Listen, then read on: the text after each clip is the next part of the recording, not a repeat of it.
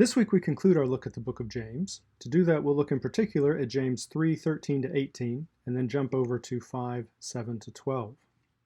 We begin with James 3:13 to 18. Who is wise and understanding among you? Show by your good life that your works are done with gentleness born of wisdom. But if you have bitter envy and selfish ambition in your hearts, do not be boastful and false to the truth. Such wisdom does not come down from above, but is earthly, unspiritual, devilish. For where there is envy and selfish ambition, there will also be disorder and wickedness of every kind.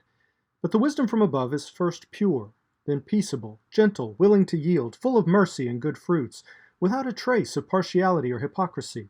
And a harvest of righteousness is sown in peace for those who make peace.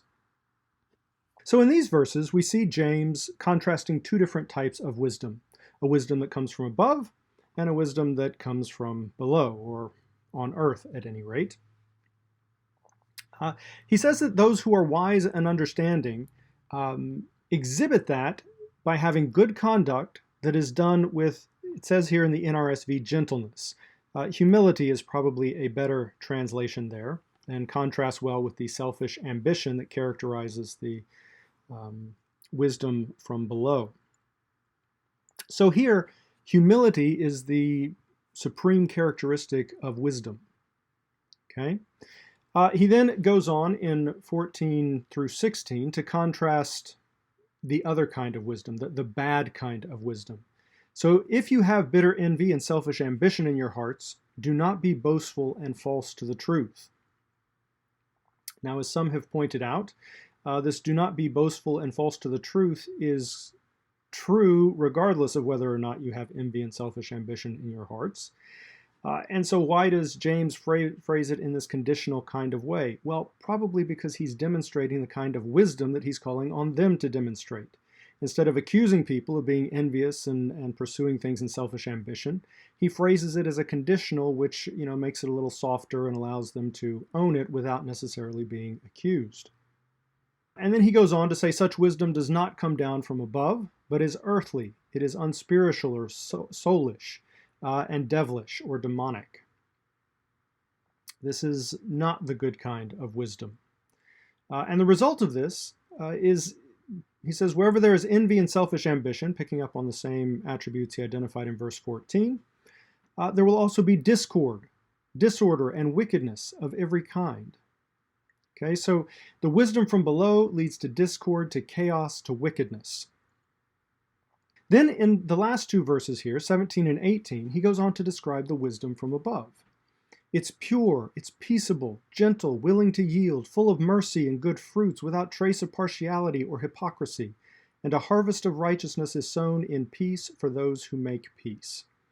Now this last phrase, for those who make peace, probably is better rendered by those who make peace. Because James is talking about those who are sowing peace, those who are seeking to make peace, as opposed to describing a reward that we're going to get.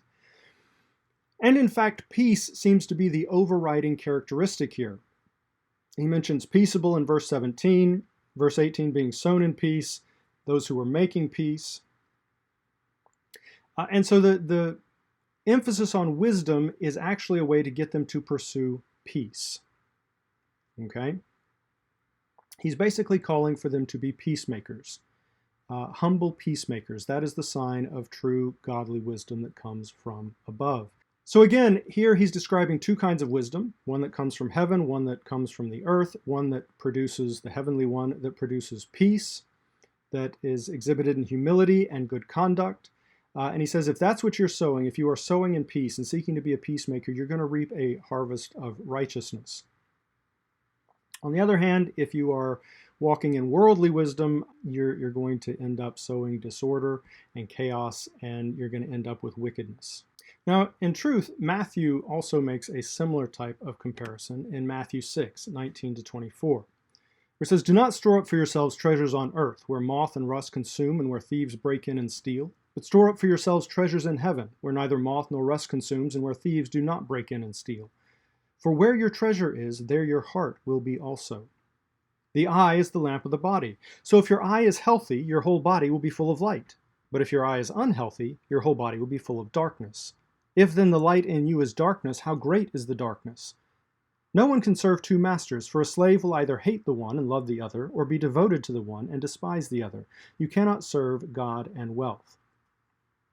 Now, the connections to the passage from James here may not be obvious on the surface. We'll talk about Sunday, how the two passages connect, but two things to think about in preparation for Sunday. One, why does Jesus call for us to store up treasures in heaven? That's verses 19 to 21. And secondly, why does Jesus insert a teaching on seeing in between these two passages dealing with wealth? And as a hint, you might want to look at Ephesians 1:18 as a way of providing some insight and tying all of this together and making connections to James. So we will talk about that on Sunday. Moving on to James 5, 7 to 11 reads, Be patient, therefore, beloved, until the coming of the Lord. The farmer waits for the precious crop from the earth, being patient with it until it receives the early and late rains. You also must be patient. Strengthen your hearts, for the coming of the Lord is near. Beloved, do not grumble against one another, so that you may not be judged. See, the judge is standing at the doors. As an example of suffering and patience, beloved, take the prophets who spoke in the name of the Lord. Indeed, we call blessed those who showed endurance.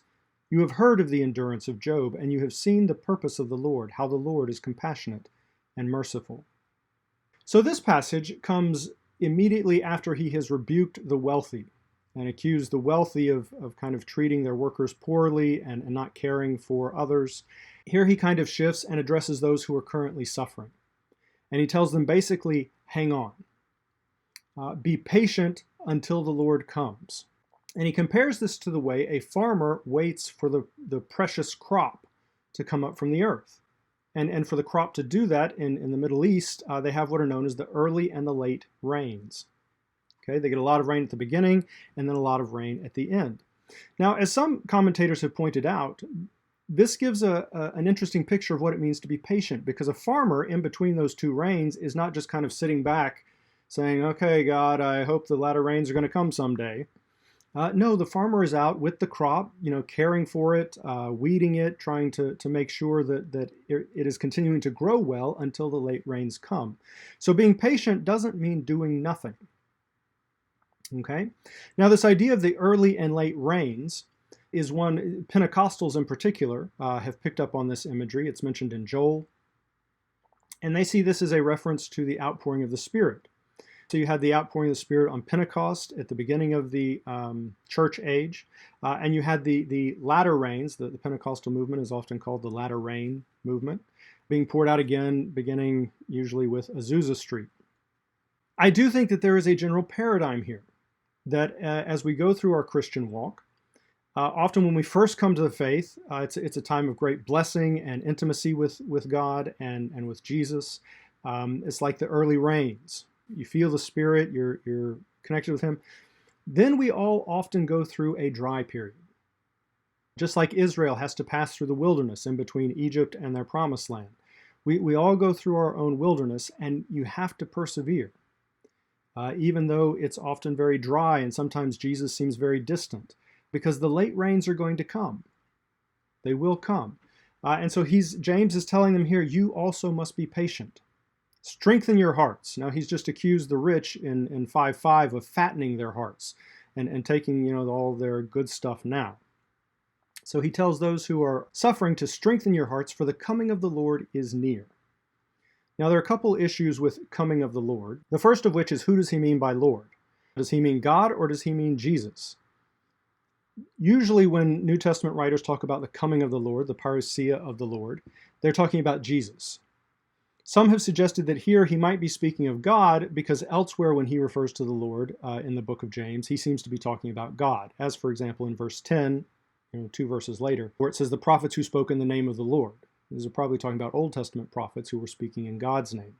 And as some have pointed out, this could be a case where Jewish readers and Gentile Christian readers might read that differently. Some would hear Jesus, some would hear God. But his point is that the coming of the Lord is near. Right? Your day of deliverance is almost at hand. And so again, some commentators raise it, well, was James wrong? Because here we are 2,000 some years later, and the Lord, we're still waiting for him to come. So, what does it mean to say the Lord is near? There does seem to be a common expectation in the New Testament that the return of the Lord is near. I don't think it necessarily means that James is wrong, however, that Jesus has not physically returned yet. Because again, each of us goes through this process. Each generation has an early rain and a late rain. And so whether or not it is the ultimate coming of the Lord, each generation experiences this coming of the Lord that essentially ushers them into their promised land. And so what he's encouraging them to do is to remain patient and hold on, because God's vindication is coming. It is almost at hand. For what it's worth, I think in our country now, we are preparing to enter our promised land. And that's why we are seeing so much chaos and destruction and division. These are the birth pangs that are going to serve to birth our country into its promised land. There are a lot of individual believers who are in the same place. They've been waiting on God's promises, and things have not been going well, and they're even getting worse at the moment. And I think James's word to each of us is be patient.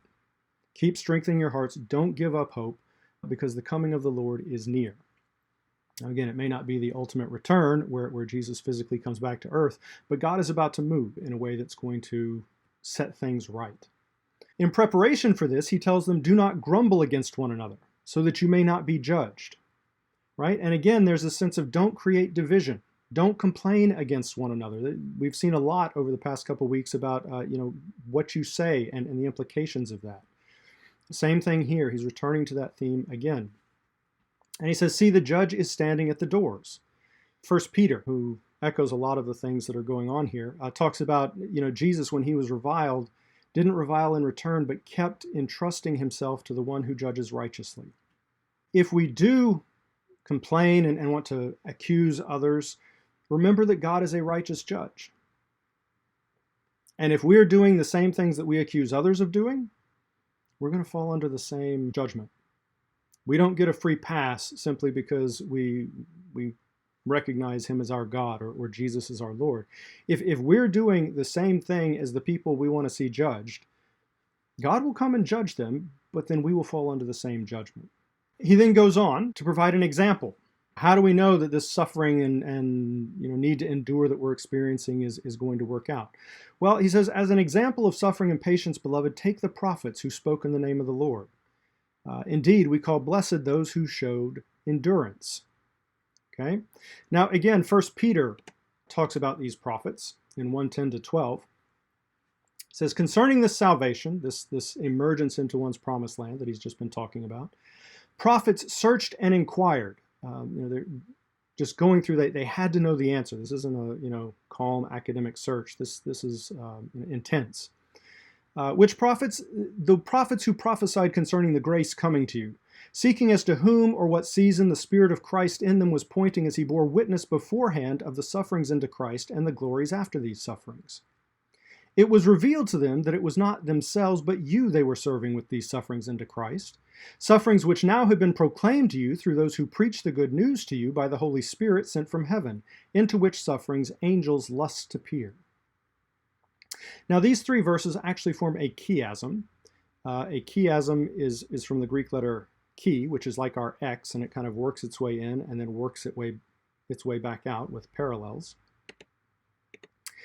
So we have prophets searching and inquiring concerning this salvation. The prophets who prophesied concerning the grace coming to you. They inquired about the sufferings into Christ and the glories to follow. Then they were given this revelation. It was not for their benefit but yours, that they were serving with these sufferings into Christ, and the bottom half of this is all going to relate back to sufferings. Sufferings which now have been proclaimed to you by anointed evangelists, into which sufferings angels desire to look. So the outer frame, the A brackets, set up the purpose of their inquiry. Prophets are searching about this salvation. Angels desire to look. In other words, this is the key thing that all of God's servants are seeking. What is it that they're seeking? Look at the revelation at the middle. It was not for their benefit, but yours. So what is the situation here? These prophets, they're inquiring about the sufferings into Christ and the glories to follow. Why? Because Christ hadn't given them the example yet. We can now look back and say, oh yes, it's just like Christ. He suffered, and now we have to share in his sufferings. They didn't have that example. They just had an internal witness that the Spirit of Christ was testifying to them inside. They're the ones who are suffering. Peter characterizes the sufferings into Christ because it's transforming them into the image of Christ, just as our sufferings can have the same effect. And they knew that there were going to be glories to follow. And so their inquiry is not, now, who is the Christ going to be? It's, when is this going to end? How long? How much longer until the glories come? And the answer that they get, it's not for your benefit that you're going through this. The things that you're suffering now are so that you will be able to give blessing to those who will come after. That's the key revelation at the heart of what's being sought by all of God's servants, whether human or divine. And this is why, in B, they're able to prophesy concerning the grace that was coming to later generations. Because in a sense, it was revealed to them that they were paying part of the price. Right? And in the same way that when we suffer, it gives us the authority to intercede on behalf of others, especially when we suffer unjustly. As we persevere through, just like Christ on the cross. He didn't go to the cross because of what it got him. He did it for all of us. And if we're being transformed into his image, then we should expect that we are going to have to endure the same sufferings. So that's what James seems to be talking about here. He's encouraging them to stand fast, to endure. He then pulls up Job as an example. You have heard of the endurance of Job, and you have seen the purpose of the Lord, literally the end of the Lord, probably referring to the end of the book of Job, where God comes and vindicates Job. It says basically, you were right, you were treated unjustly. And as a result, he receives double the blessing that he had before. And the idea is, if you persevere through, God will be faithful, and you will find that he is compassionate and merciful. So just persevere and keep entrusting yourself to the one who judges righteously. The last verse in our passage is then 5:12. Above all, my beloved, do not swear, either by heaven or by earth or by any other oath, but let your yes be yes and your no be no, so that you may not fall under condemnation. Now, this is very similar to Matthew 5:33-37. It says, again, you have heard that it was said to those of ancient times, you shall not swear falsely, but carry out the vows you have made to the Lord. But I say to you, do not swear at all, either by heaven, for it is the throne of God, or by the earth, for it is his footstool, or by Jerusalem, for it is the city of the great king. And do not swear by your head, for you cannot make one hair white or black. Let your word be yes, yes, or no, no. Anything more than this comes from the evil one. Now these two passages are where those who refuse to swear, like in court cases, take their guidance. Because they each say, don't swear. Just let your yes be yes and your no be no. The challenge with that, in reading it that literally, is that the Bible is full of people swearing. God himself in Genesis 22 says, I swear by myself, everything I have promised you, Abraham, I will do for you. So God swears. There are times where Paul seems to swear to affirm the truthfulness of what he's saying. I swear I'm not lying. This is the case. So what do we do with that tension? Well, I think it helps to look at what the purpose is of his saying not to swear. As some commentators have pointed out, if you always have to swear to show that you're telling the truth, that doesn't say much for what you're saying the rest of the time. And so the emphasis here, I would suggest, as many others have, is more on let your yes be yes and your no be no. In other words, seek to always speak truthfully. Right? Remember back at the end of chapter 3, we saw him say, the wisdom from below leads you to speak falsely about the truth. So I think the exhortation here is more just to be a truth speaker, to speak truly, and is not necessarily saying in absolutely no circumstances should you ever swear, such that, if you are in a court and you're asked to put your hand on the Bible and solemnly swear that you're going to tell the truth, you're not necessarily going against the sense of this verse, even though it could be read in that way. So, some things to think about this week as we prepare to come together on Sunday. 1, How and where can you be a peacemaker this week? As someone mentioned on Sunday, politics is one of those extremely divisive subjects right now. What does it mean to be a peacemaker in such a situation? How can we show ourselves to be wise and humble in the midst even of political discussions? What does that mean? What does that look like? 2, how do you seek the wisdom that comes from heaven? And how do you know when you have found it? Okay, how do you know that the wisdom you have found is not the earthly wisdom, but the wisdom from above? And how eagerly do you seek that wisdom that comes from above? 3, what trials have you had to endure? How have you seen God be faithful in the midst of them? Seeing God's faithfulness is what enables us to endure even greater trials, because we've seen his faithfulness before. That enables us to trust in his faithfulness again. And if you're in a trial now, what does it mean for you to endure patiently and wait upon the Lord? What does that look like if you're in between the early and the latter rains, waiting for the Lord who is at the door to come in? And finally, are you known as a truth speaker, as someone whose word is reliable? And then think too, what are the situations where it is difficult to speak the truth? Okay, so think about those this week, and we will come together on Sunday and wrap up our study of James. Have a good week.